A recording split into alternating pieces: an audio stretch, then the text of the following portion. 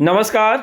अगर आप एक बीएलओ हैं और इलेक्शन कमीशन ऑफ इंडिया की ओर से चलाए जा रहे विशेष पुनरीक्षण कार्यक्रम 2022 के अंतर्गत काम कर रहे हैं तो आपके लिए ये वीडियो बहुत ही महत्वपूर्ण है, क्योंकि अगर आप बीएलओ के रूप में काम कर रहे हैं तो आपको पता होगा कि आपको गरुड़ मोबाइल एप्लीकेशन के माध्यम से 4 महत्वपूर्ण काम है वो विशेष रूप से करने हैं। वो किस प्रकार से संपादित करने हैं, इसी की बात हम इस वीडियो के माध्यम से करने वाले हैं। तो चलिए शुरू करते हैं। जैसा कि आपको पता होगा 1 अगस्त 2022 से इलेक्शन कमीशन ऑफ इंडिया की ओर से विशेष पुनरीक्षण कार्यक्रम चलाया जा रहा है, जिसके अंतर्गत एक महत्वपूर्ण काम जो पहला है वो ये कराया जा रहा है कि पूरी मतदाता सूची का ऑनलाइन वेरिफिकेशन किया जा रहा है। मतलब प्रत्येक मतदाता को ऑनलाइन ऑथेंटिकेट किया जा रहा है ताकि कोई भी फर्जी मतदाता सूची में न रह पाए। इसके साथ साथ कुछ और भी काम करवाए जा रहे हैं जिसकी हम इसमें विस्तृत रूप से चर्चा करेंगे।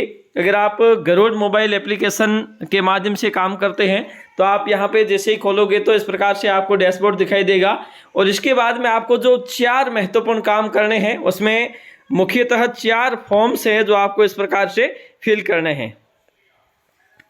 इस पे हम फॉर्म्स पे जाएंगे तो सबसे पहला फॉर्म्स है न्यू वोटर रजिस्ट्रेशन। ठीक है, न्यू वोटर रजिस्ट्रेशन का मतलब है कि एक ऐसा वोटर जिसकी उम्र 18 वर्ष हो चुकी है और वो उस मतदाता सूची में जुड़ना चाहते हैं जिसकी आप बीएलओ हो, तो इसकी उम्र 18 वर्ष होनी चाहिए। और इसकी उम्र कब होनी चाहिए? 1 जनवरी 2023 को अगर उनकी उम्र 18 वर्ष हो रही है तो ऐसी स्थिति में वो जुड़ने का हकदार है। तो उसके लिए आपको क्या करना है?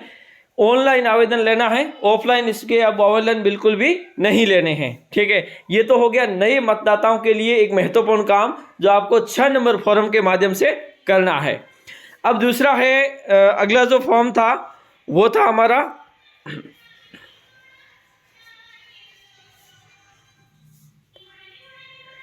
7 नंबर फॉर्म। तो 7 नंबर फॉर्म है जो किसी भी मतदाता को उस मतदाता सूची से हटाने के लिए, मतदाता सूची से किसी भी व्यक्ति का नाम हटाने के लिए आपको 7 नंबर फॉर्म भरना है। 7 नंबर फॉर्म के मुख्य कारण है वो मृत्यु हो सकता है, अन्य कारण कोई भी व्यक्ति अपनी स्वेच्छा से भी जा सकता है या फिर किसी अन्य की आपत्ति के आधार पर भी उसे हटाया जा सकता है। वो आपत्ति वैलिड होनी चाहिए। उसके बाद में आपको इस एप्लीकेशन के माध्यम से 8 नंबर फॉर्म भरना है जिसके 4 भाग हैं। पहला भाग है माइग्रेशन।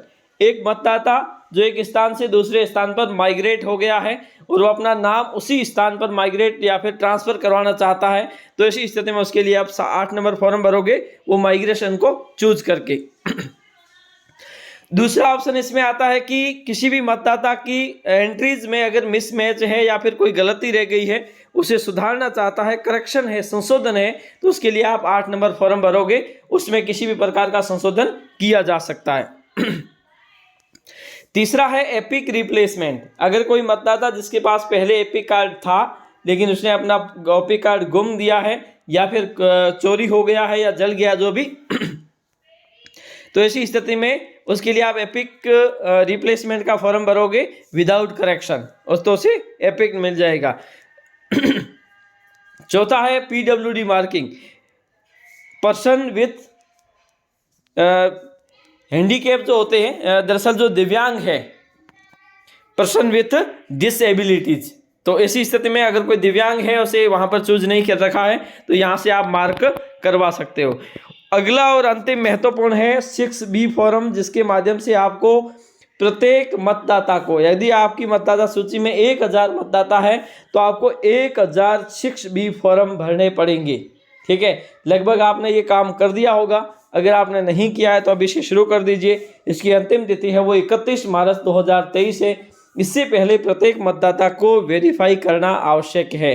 तो इस प्रकार से आपको गरुड़ा मोबाइल एप्लीकेशन के माध्यम से ये 4 महत्वपूर्ण काम है वो करने हैं। आज के लिए इतना ही, धन्यवाद।